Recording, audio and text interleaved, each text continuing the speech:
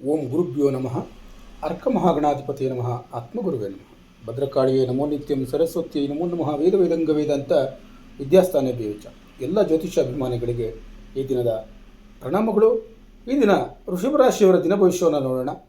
18/6/2026 ಗುರುವಾರ, ಚತುರ್ಥಿ ತಿಥಿ, ಪುಷ್ಯ ನಕ್ಷತ್ರ, ಆಶ್ಲೇಷ ನಕ್ಷತ್ರ, ವ್ಯಾಘಾತ ಯೋಗದ ಸಂಯೋಜನೆಗೊಂಡಿರುವಂಥ ದಿನ. ಈ ದಿನದಲ್ಲಿ ಚತುರ್ಥಿ ತಿಥಿಯ ವಿಘ್ನ ನಿವಾರಕ ಶಕ್ತಿ, ಪುಷ್ಯ ನಕ್ಷತ್ರದ ಗುರುಕೃಪೆ ಮತ್ತು ಶುಭ ಫಲ, ನಂತರ ಆಶ್ಲೇಷ ನಕ್ಷತ್ರದ ಆಳವಾದ ಚಿಂತನೆ ಮತ್ತು ಜಾಗರೂಕತೆ, ಜೊತೆಗೆ ವ್ಯಾಘಾತ ಯೋಗದ ಎಚ್ಚರಿಕೆಯ ಪ್ರಭಾವ ನಿಮ್ಮ ಜೀವನದಲ್ಲಿ ವಿವಿಧ ಕ್ಷೇತ್ರಗಳ ಮೇಲೆ ಪರಿಣಾಮವನ್ನು ಬೀರ್ತಾ ಇದೆ. ಇಂದು ತಾಳ್ಮೆ ಮತ್ತು ವಿವೇಕದಿಂದ ನಡೆದುಕೊಂಡರೆ ಉತ್ತಮ ಫಲಗಳನ್ನು ಪಡೆದುಕೊಳ್ಳಬಹುದು. ಈ ದಿನದ ಗ್ರಹ ಪ್ರಭಾವವನ್ನು ನೋಡೋದಾದರೆ, ವೃಷಭ ರಾಶಿ ಅಧಿಪತಿಯಾದಂಥ ಶುಕ್ರ ಗ್ರಹ ಗುರುವಾರದ ಗುರು ಪ್ರಭಾವ ಮತ್ತು ಶುಕ್ರನ ಸೌಮ್ಯತೆ ಸೇರಿ ಇಂದು ನಿಮಗೆ ಸಮತೋಲನದ ಫಲಗಳನ್ನು ನೀಡಬಹುದು. ಇಂದು ಕುಟುಂಬ ಮತ್ತು ಆರ್ಥಿಕ ವಿಷಯಗಳಲ್ಲಿ ಪ್ರಗತಿಯನ್ನು ಕಾಣ್ತೀರಿ. ಶಿಕ್ಷಣ, ಜ್ಯೋತಿಷ್ಯ, ಕಲೆ ಮತ್ತು ವ್ಯಾಪಾರ ಕ್ಷೇತ್ರಗಳಲ್ಲಿ ಅನುಕೂಲತೆ ಎನ್ನುವಂಥದ್ದು ಉಂಟಾಗ್ತದೆ. ಹಿರಿಯರ ಮಾರ್ಗದರ್ಶನ ದೊರೆಯಬಹುದು. ಆದರೆ ವ್ಯಾಘಾತ ಯೋಗದಿಂದ ಕೆಲಸಗಳಲ್ಲಿ ವಿಳಂಬ ಉಂಟಾಗಬಹುದು. ಹಠಮಾರಿ ಸ್ವಭಾವದಿಂದ ಅವಕಾಶವನ್ನು ಕಳೆದುಕೊಳ್ಳಬೇಡಿ. ಚತುರ್ಥಿ ತಿಥಿಯ ಪ್ರಭಾವ ಇರೋದರಿಂದ ಅಡೆತಡೆಗಳನ್ನು ನಿವಾರಿಸುವ ಶಕ್ತಿ ನಿಮಗೆ ಇರ್ತದೆ. ಹೊಸ ಪರಿಹಾರಗಳನ್ನು ಕಂಡುಕೊಳ್ಳುವ ಸಾಮರ್ಥ್ಯ ಹೆಚ್ಚಿಸುತ್ತದೆ. ಇಂದು ನಿಂತ ಕೆಲಸಗಳು ಮುನ್ನಡೆಯಬಹುದು. ದಾಖಲೆ ಮತ್ತು ಹಣಕಾಸು ಸಂಬಂಧಿತ ಕಾರ್ಯಗಳಲ್ಲಿ ಅನುಕೂಲತೆಯನ್ನು ಕಾಣ್ತೀರಿ. ಆದರೆ ಯಾವುದೇ ಕೆಲಸವನ್ನು ಅರ್ಧಕ್ಕೆ ಬಿಟ್ಟು ಬಿಡಬೇಡಿ. ಯಾವುದೇ ಒಂದು ಕಾರ್ಯವನ್ನು ಸಂಪೂರ್ಣ ಮಾಡಬೇಕಾಗಿರುವಂಥದ್ದು ನಿಮ್ಮ ಜವಾಬ್ದಾರಿ. ಪುಷ್ಯ ನಕ್ಷತ್ರ ಪ್ರಭಾವ ಇರೋದರಿಂದ ಈ ದಿನ ನಮಗೆ ಗುರುಕೃಪೆ ಮತ್ತು ಶುಭ ಫಲ ಲಭ್ಯವಾಗ್ತದೆ. ಗೌರವ ಮತ್ತು ಬೆಂಬಲ ಲಭ್ಯವಾಗ್ತದೆ. ಕುಟುಂಬದಲ್ಲಿ ಸಂತೋಷ ಇರ್ತದೆ. ಈ ದಿನ ಹಿರಿಯರ ಆಶೀರ್ವಾದ ದೊರೆಯಬಹುದು. ಕುಟುಂಬದಲ್ಲಿ ಶುಭ ಸುದ್ದಿಗಳು ಕೇಳಿಬರಬಹುದು. ಆಧ್ಯಾತ್ಮಿಕ ಚಿಂತನೆ ಹೆಚ್ಚಾಗಬಹುದು. ಆಶ್ಲೇಷ ನಕ್ಷತ್ರದ ಪ್ರಭಾವ ಇರೋದರಿಂದ ಸೂಕ್ಷ್ಮ ಅವಲೋಕನ ಶಕ್ತಿ ನೀಡುತ್ತದೆ. ರಹಸ್ಯ ವಿಷಯಗಳ ಗ್ರಹಿಕೆ ಹೆಚ್ಚಿಸುತ್ತದೆ. ಇಂದು ಪ್ರಮುಖ ನಿರ್ಧಾರಗಳನ್ನು ಯೋಚಿಸಿ ತೆಗೆದುಕೊಳ್ಳಿ.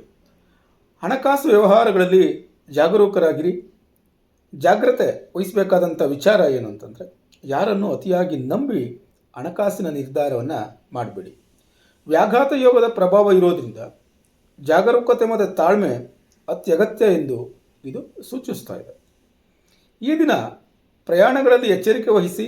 ಮಾತಿನ ಮೂಲಕ ಅನಗತ್ಯ ವಿವಾದಗಳನ್ನು ಸೃಷ್ಟಿಸ್ಕೊಳೋದಕ್ಕೆ ಹೋಗಬೇಡಿ.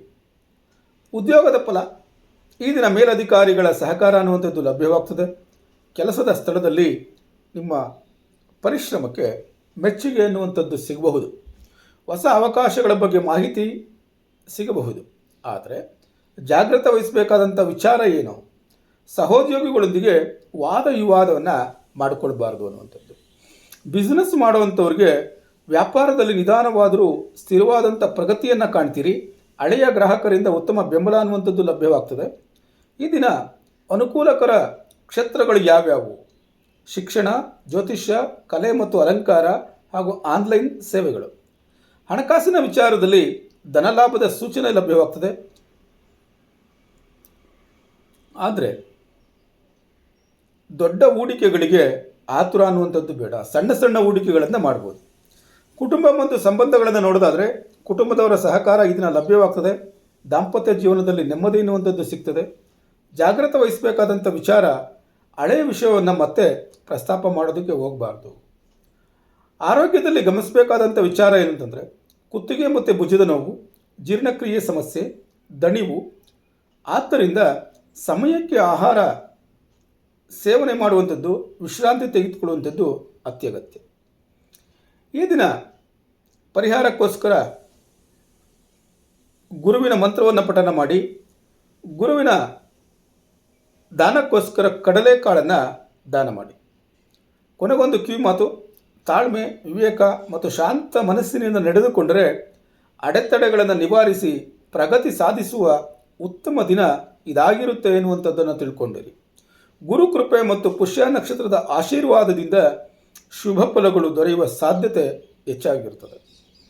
ಈ ದಿನಭವಿಷ್ಯ ನಿಮಗೆ ಉಪಯೋಗವಾಗಿದ್ದರೆ ತಪ್ಪದೆ ಚಾನಲನ್ನು ಸಬ್ಸ್ಕ್ರೈಬ್ ಮಾಡಿ, ಶೇರ್ ಮಾಡಿ, ಲೈಕ್ ಮಾಡಿ. ನಾಳೆಯ ದಿನಭವಿಷ್ಯದೊಂದಿಗೆ ಮತ್ತೆ ಭೇಟಿಯಾಗೋಣ. ಧನ್ಯವಾದಗಳು.